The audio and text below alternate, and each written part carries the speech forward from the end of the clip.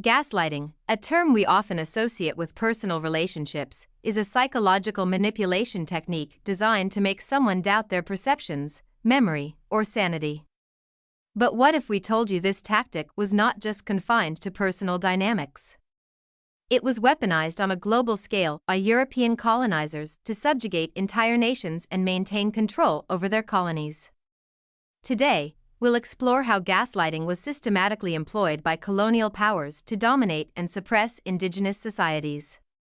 To understand the depth of colonial gaslighting, let's first break down its meaning. Gaslighting involves psychological manipulation that makes the victim question their reality. Colonizers exploited this tactic extensively, creating narratives that distorted history, undermined cultures, and eroded the identity of those they sought to control. The goal? To enforce their authority and justify their dominance. Colonial powers often rewrote the histories of the regions they conquered. Rich and diverse civilizations in Africa, Asia, and the Americas were labeled as primitive or uncivilized. Complex societies like the Khmer Empire, the Mali Empire, and the Aztec civilization were reduced to footnotes in European-centric history books. By erasing or distorting these histories, colonizers gaslit entire populations into believing their pasts were insignificant or shameful. Indigenous people were taught to reject their own heritage, fostering a reliance on colonial powers for a new identity, a European one. One of the most insidious forms of gaslighting was the imposition of cultural inferiority. Colonizers portrayed indigenous cultures as barbaric, backward, and in need of salvation. Traditional practices, languages, and belief systems were demonized or outright banned.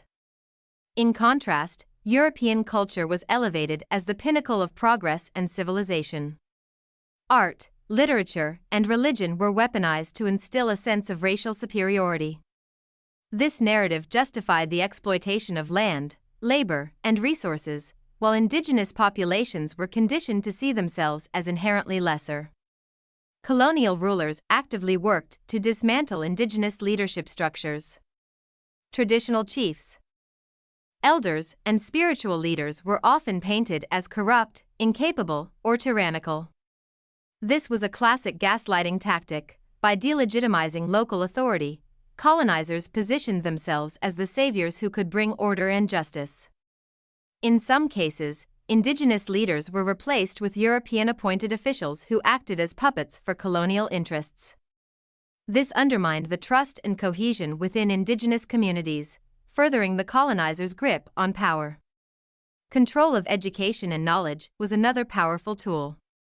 Colonizers established schools where indigenous children were taught a sanitized version of history, one that glorified European conquests and downplayed atrocities.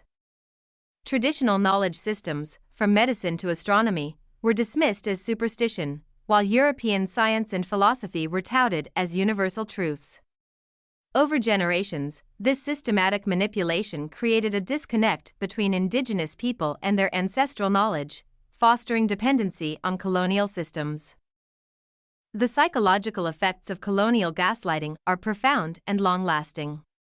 Many post-colonial societies continue to grapple with identity crises, internalized inferiority, and divisions sown by colonial narratives.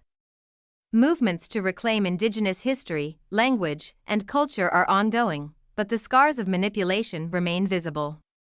Colonial gaslighting was a deliberate and systematic tool of oppression. By distorting history, undermining authority, and manipulating truth, European colonizers maintained their dominance for centuries. Recognizing and confronting these tactics is a crucial step toward decolonizing our minds and reclaiming the richness of indigenous identities.